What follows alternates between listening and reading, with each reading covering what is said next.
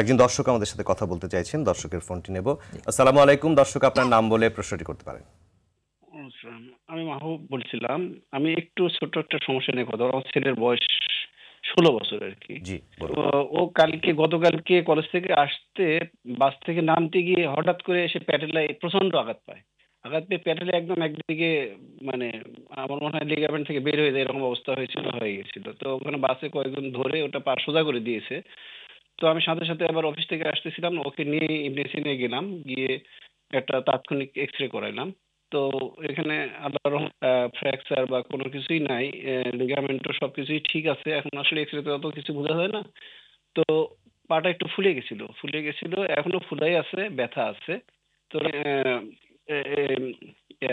Extent এখন দিয়েছি ম্যানেজমেন্টটা কি হতে পারে 65 সেটি এমজি আপনি জানতে চাইছেন। প্যারাসিটামল। হ্যাঁ হ্যাঁ, প্যারাসিটামল দিয়েছি, আর কিছু ঠান্ডা শেক দিয়েছি, মানে দিয়েছি, বরফ দিয়েছি। আর অন্য কোনো তেমন পেন কিলার দিইনি।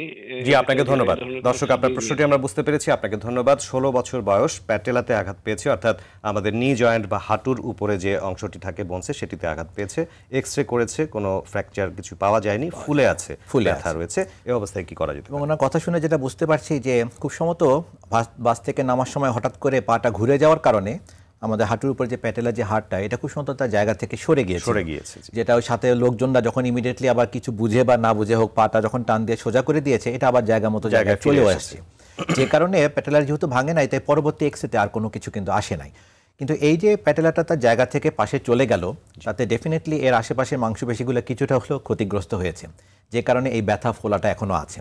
তো আমি ওনাকে এখন অ্যাডভাইস করবো যে ডেফিনেটলি ও বাচ্চাটাকে অন্তত আগামী 2 সপ্তাহ একটু বেড রেস্টে রাখার জন্য, পাটা না পারতে যেন সে ভাঁজ করে, সবসময় যেন এরকম লম্বা করে মেলেই রাখে, এবং ওষুধপত্র ওনারা যা দিয়েছেন সেটা ব্যবহার করে 2 সপ্তাহ পর আস্তে আস্তে এই পা ভাঁজ করা এবং পায়ের উপরে ভর দেওয়া শুরু করবে। যেহেতু নিজে নিজে এটা জয়েন্টে ফেরত চলে এসেছে, ফলে একটা নির্দিষ্ট সময়ে বিশ্রাম দিতে পারলেই এই মাংসপেশিগুলো নিজে নিজেই ঠিক হয়ে যাবে, ফলে পরবর্তীতে আশা করি কোনো অসুবিধা হবে না।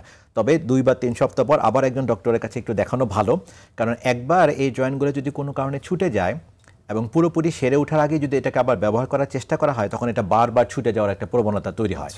তো সেটা যাতে না হয়, তাহলে সেই জন্য আবার ওনাকে রেগুলার ফলো আপে ডক্টরদের সাথে থাকতে হবে, এই মুহূর্তে সতর্ক থাকতে হবে। এই মুহূর্তে ওনারা যা চিকিৎসা দিয়েছেন ইবনে সিনা থেকে, তাতে আমি বুঝতে পারছি যে ঠিক মতোই দেওয়া হয়েছে, এটা জাস্ট ফলো করলেই হবে। জি, ওনার উত্তরটি উনি পেয়ে গেছেন।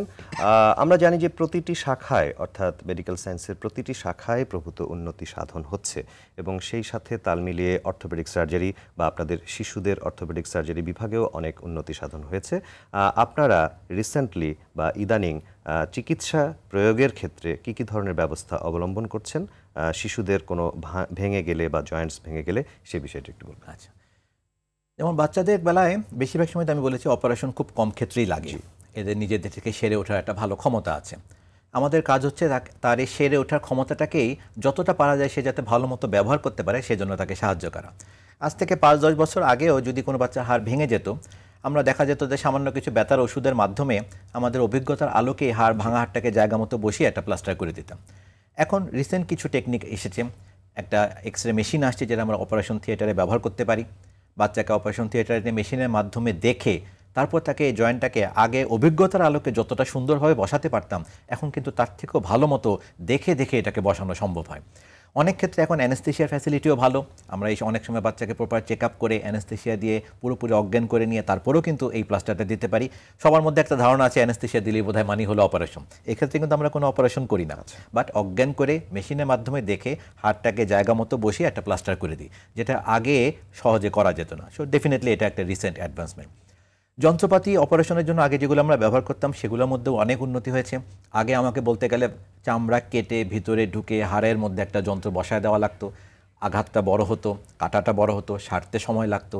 কিন্তু এই অত্যাধুনিক যন্ত্রপাতিগুলো আসার কারণে এখন দেখা যায় যে চামড়ার মধ্যে খুব ছোট একটা ছিদ্র করে আমাদের ভাঙার জায়গাটা বড় কোনো জায়গা না কেটেও আমি এই হাড়ের ভিতরে একটা যন্ত্র বা ইমপ্ল্যান্ট বসিয়ে দিতে পারি, যেটা খুব চমৎকারভাবে হাড়টাকে জোড়া দিয়ে দিতে পারে। তো সফট টিস্যু ড্যামেজ বলতে আমরা যেটা বুঝি যে চামড়া বা মাংসপেশিতে যে আঘাতটা লাগে একটা হাড়কে অপারেশন করার সময়, সেটা মাত্র কিন্তু এখনকার পদ্ধতির মাধ্যমে অনেকটা কমিয়ে আনা যায়, যা বাচ্চাটাকে দ্রুত তার স্বাভাবিক জীবনে ফেরত যেতে অনেক সাহায্য করে। জি, অবশ্যই আপনার কাছে নির্দিষ্টভাবে আমরা জানতে পারলাম যে কি কি ধরনের অ্যাডভান্সমেন্ট আপনাদের শিশু সার্জারি বিভাগে হয়েছে।